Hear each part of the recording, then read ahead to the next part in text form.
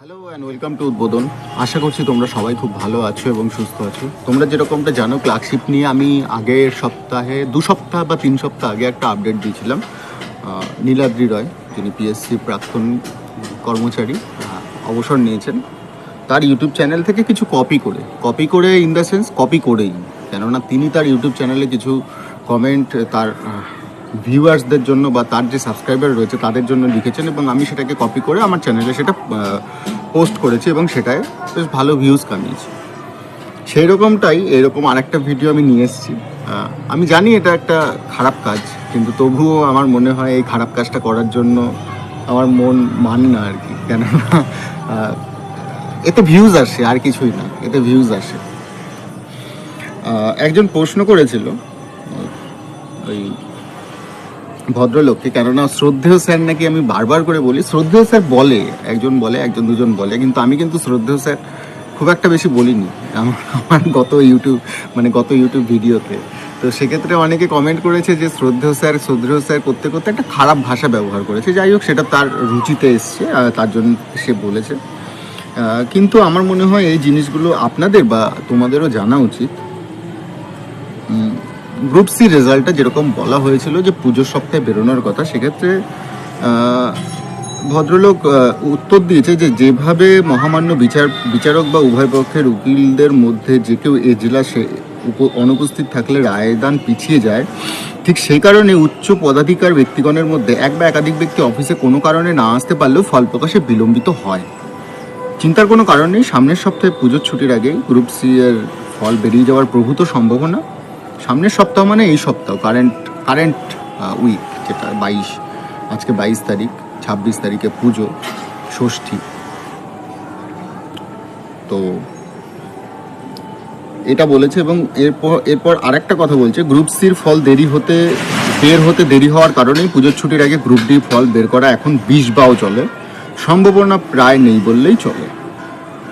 আর একটা কথা বলেছিল অফিস সম্পর্কে, তো সেখানে বলেছে কটূক্তি করা না করাই ভালো, যেহেতু উনি সেই অফিসে চাকরি করে এসছেন। তো সেক্ষেত্রে আমার পক্ষেও সেটা বলাটা খুব একটা ভালো মনে হলো না সেই প্রশ্নটার উপরে।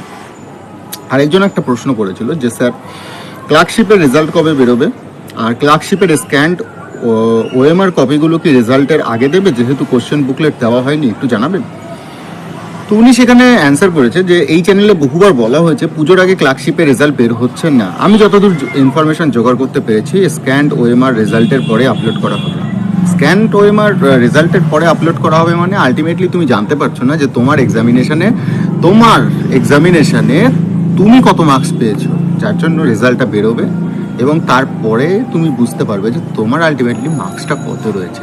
তাহলে যারা প্রিপারেশন করছো, তাহলে সেই প্রিপারেশনে আমার মনে হয় না খুব একটা কাজ হচ্ছে, কেননা যে প্রিপারেশন করছে সে যদি ফট করে ফেল করে যায়, তো সেক্ষেত্রে কিন্তু চাপ আছে।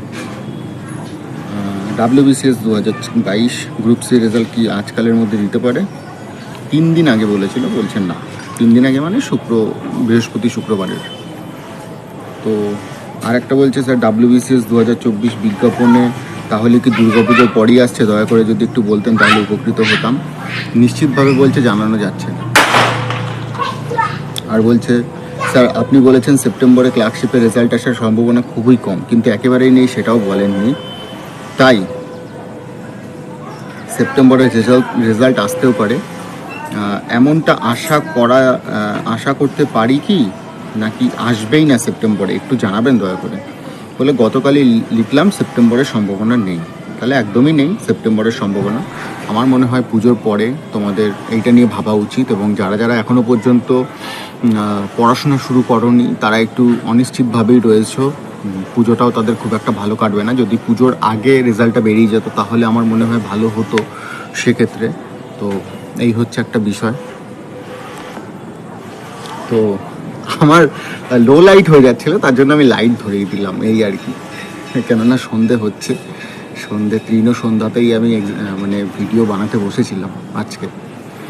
তো এই হচ্ছে বিষয়। আরও কয়েকটা প্রশ্ন করা হয়েছিল ওনাকে 8 দিন 9 দিন আগে, সেগুলো আমি অলরেডি ওবিসি কেস বলছে, প্রণাম নেবেন স্যার, আমি একজন West Bengal state government examination aspirant, আমার বয়স 30। স্যার বলেছিলাম কিছু কোশ্চেন করেছিল ক্লার্কশিপের ভ্যাকান্সি নিয়ে, বহুবার বলা হয়েছে চ্যানেলে।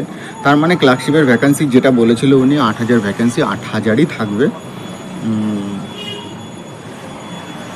আর সেরকম কোনো আপডেট আমি পেলাম না।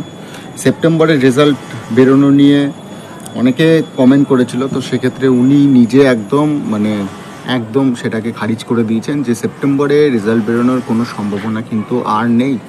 সেপ্টেম্বরে একটা রেজাল্ট বেরোতে পারে, সেটা হচ্ছে WBCS গ্রুপ সি। নতুন কোনো কথা তোমাদের জানাতে পারলাম না, তার জন্য আমি খুবই দুঃখিত। আমি জানি না এতে আমাকে যারা দেখছে তারা কি বলবে, হয়তো কিস্তিও মারতে পারে। তার চেয়ে বরং যদি 2-1টা কিস্তি আসে আমি তার আগে কমেন্টটা ডিসেবল করে দেবো। আর একটা কথা, সেটা হচ্ছে আমাকে নিয়ে। সেটা আমি গতকালকে গ্রুপে বলেছিলাম যে আমি রবিবার গতকাল আমি একটা মক টেস্ট নেব।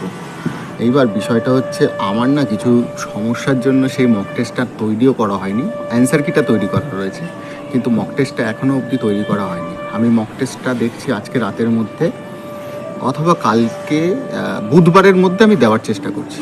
আশা করছি বুধবারের মধ্যে হয়ে যাবে। সামনের রবিবারেও আমি একটা মক টেস্ট নেব, যেহেতু আমি কথা দিয়ে ফেলেছি। তো সেক্ষেত্রে রাখাটাই মনে হয় ভালো, যতটা পারবো রাখার চেষ্টা করব। কাজ থাকে প্রচুর, রবিবারে আমার ছুটি থাকে না। তো এই হচ্ছে বিষয়। খুব ভালো থেকো সবাই, পড়াশোনা করো, মেইনসের জন্য প্রিপারেশান নাও। আমি বাদে আরও বিভিন্ন চ্যানেল রয়েছে, তাদেরকে দেখো মেইনসের জন্য খুব ভালো ভালো স্টাডি মেটেরিয়ালস তারা প্রোভাইড করছে। আমিও করছি, খুব ভালো না হলেও করছি। তো অল দ্য বেস্ট সবাইকে, খুব ভালো থেকো। আর এখনও পর্যন্ত যারা যারা চ্যানেলটিকে সাবস্ক্রাইব করোনি তারা অবশ্যই চ্যানেলটিকে সাবস্ক্রাইব করে নিতে পারো।